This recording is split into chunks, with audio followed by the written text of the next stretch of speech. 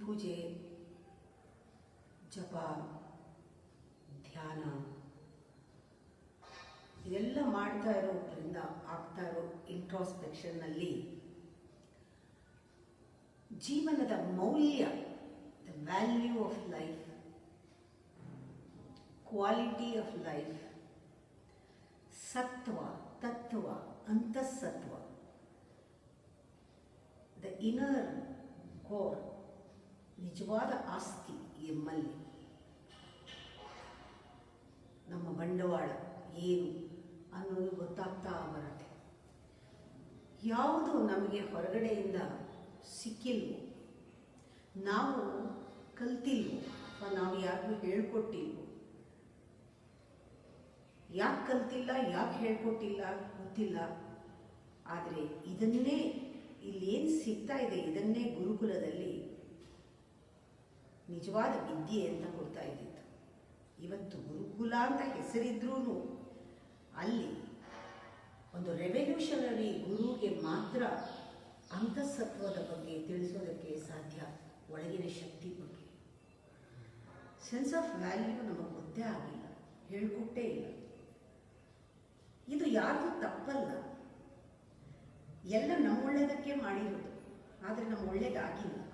ನಾವು ನಮ್ಮ ಮಕ್ಕಳಿಗೆ ಒಳ್ಳೇದೇ ಮಾಡ್ತಾ ಇದ್ದೀವಿ, ಒಳ್ಳೇದಕ್ಕೆ ಮಾಡ್ತಾ ಇದ್ದೀವಿ, ಒಳ್ಳೇದಾಗ್ತಾ ಇದೆ. ಆಗ್ತಿದೆಯೋ ಬಿಟ್ಟಿದೆಯೋ ಗೊತ್ತಿಲ್ಲ, ಬಟ್ ನಮ್ಮೆಲ್ಲ ಇಂಟೆನ್ಷನ್ ಒಂದೇ, ಒಳ್ಳೇದಾಗಲಿ. ನೀವು ಒಳ್ಳೇದಕ್ಕೆ ಹೇಳ್ತೀನಿ ಅಂತಲೇ ಹೇಳ್ತಾರೆ. ಏನು ಹೇಳ್ಕೊಟ್ಟಿದ್ದಾರೆ ಒಳ್ಳೇದಕ್ಕೆ? ವ್ಯಾಲ್ಯೂನ ಏನು ಹೇಳ್ಕೊಟ್ಟಿದ್ದಾರೆ? ಏನು ವ್ಯಾಲ್ಯೂ ಸಿಕ್ಕಿದೆ? ಏನು ವ್ಯಾಲ್ಯೂ ಸಿಕ್ಕಿಲ್ಲ. ಚಿಕ್ಕ ಮಗುಗೆ ಫಸ್ಟ್ ಕಲಿಸೋ ಪಾಠನೇ ಪಾಸಿಂಗ್ ದ ಬಕ್ ಮಾಡೋದು. ಯಾವುದಕ್ಕೂ ನಾನು ಕಾರಣ ಅಲ್ಲ ಅಂತಾನೆ ಹೇಳ್ಕೊಡ್ತಾರೆ. ಮಗು ಒಂದು ಮೆಟ್ಲಿಂದ ಬಿದ್ದರೆ ತಕ್ಷಣ ನಾವು ಹೇಳೋದು ಮೆಟ್ಲು ಹೊಡಿ ಅಂತ. ಕುರ್ಚಿಯಿಂದ, ಟೇಬಲಿಂದ ಬಿದ್ದರೆ ಟೇಬಲ್ಗೆ ಹೊಟ್ಟು ಕೊಡಿ, ಅರ್ಥ ಮಾಡು. ನಿಂದು ತಪ್ಪಲ್ಲ, ಅದರದ್ದೇ ತಪ್ಪು. ನಾವು ಸರಿಯಾಗಿ ನಡೆಯೋಕ್ಕೆ, ನಾವು ಸರಿಯಾಗಿ ನಡಿಬೇಕು ಅಂತ ಯಾರೂ ಹೇಳಿಲ್ಲ, ಅದರದ್ದೇ ತಪ್ಪು ಅಂತಲೇ ಪ್ರಾರಂಭ ಆಗಿ ಸ್ವಲ್ಪ ಬೆಳೀತಾ ಬೆಳೀತಾ ನೀನು ಹೇಗೆ ಮಾಡಿದೆ ಅಂತ ಕೇಳಲ್ಲ. ನೀನು ಫ್ರೆಂಡ್ಸ್ ಎಲ್ಲ ಹೇಗೆ ಮಾಡಿದ್ದಾರೆ, ಚೆನ್ನಾಗಿ ಮಾಡಿಲ್ಲ ತಾನೇ, ನೀನು ಫಸ್ಟ್ ಬರೋಕ್ಕೆ ಏನು ಆಗಿದೆಯೋ ಅದು ಆಗಿದೆಯಾ ಅಂತಲೇ ನೋಡೋದು.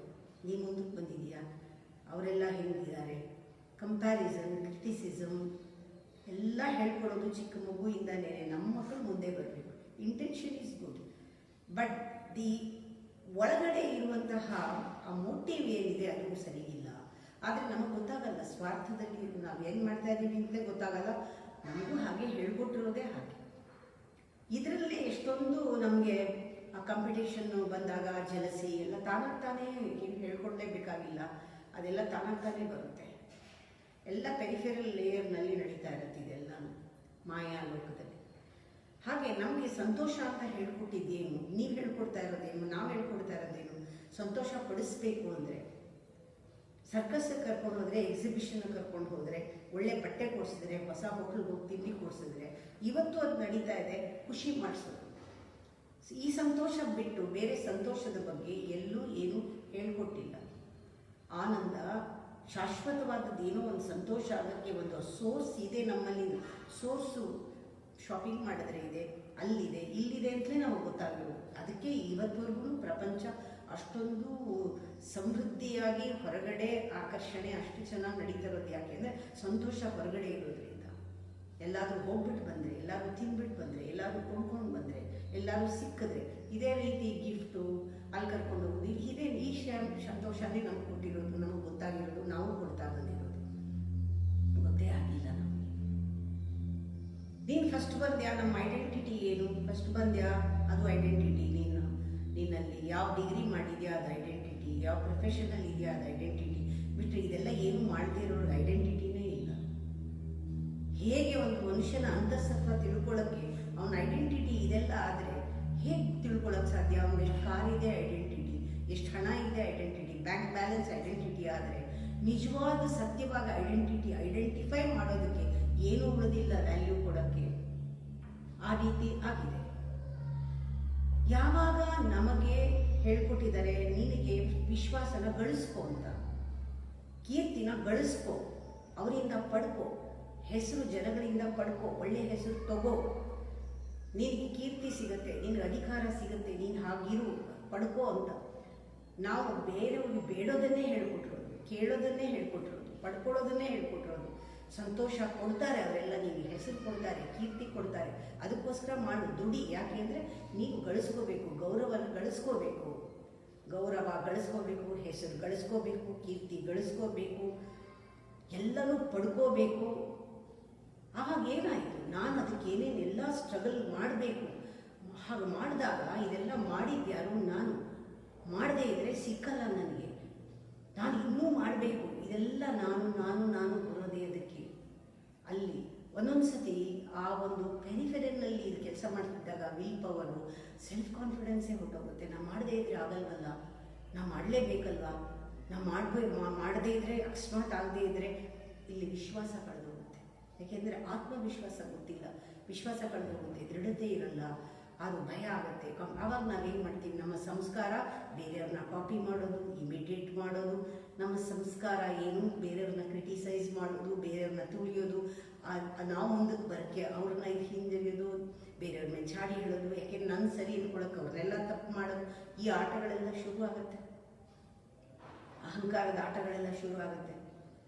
ಯಾವಾಗ ನಮಗೆ ನಿಜವಾದ ವಿದ್ಯೆ, ನಮ್ಮ ವ್ಯಾಲ್ಯೂ ಏನು, ನಮ್ಮ ಕ್ವಾಲಿಟಿ ಏನು, ನಮ್ಮ ಅಂತಃಸತ್ವ ಏನು, ನಮ್ಮ ಆಸ್ತಿ ಏನು, ನಮ್ಮ ಬಂಡವಾಳ ಏನು, ನಮ್ಮ ಒಳಗಿನ ಒಂದು ಪರದೆನ ನಮಗೆ ಹೊರಗಡೆಯಿಂದ ಪರದೆ ತೆಗೆದು ಒಳಗಡೆ ತೋರಿಸಿ ಮಾಡಿದಾಗ ಅಲ್ಲಿ ಬರೋ ದೃಢತೆ, ಅಲ್ಲಿ ಬರೋ ಸೆಲ್ಫ್ ಕಾನ್ಫಿಡೆನ್ಸು, ಅಲ್ಲಿಂದ ಬರೋ ಸ್ನೇಹ, ಅಲ್ಲಿಂದ ಬರೋದ ಅನ್ಕಂಡೀಷನಲ್ ಲವ್, ನಾನ್ ಜಡ್ಜ್ಮೆಂಟಲ್ ಫೀಲಿಂಗ್, ಒಳಗಡೆಯಿಂದ ಆಕ್ಸೆಪ್ಟೆನ್ಸ್. ಇವೆಲ್ಲ ಯಾರು ಹೇಳ್ಕೊಡ್ತಾರೆ? ಅದೆಲ್ಲ ನಾವು ಪಾಠ ಹೇಳ್ಕೊಡೋಕ್ಕಾಗಲ್ಲ.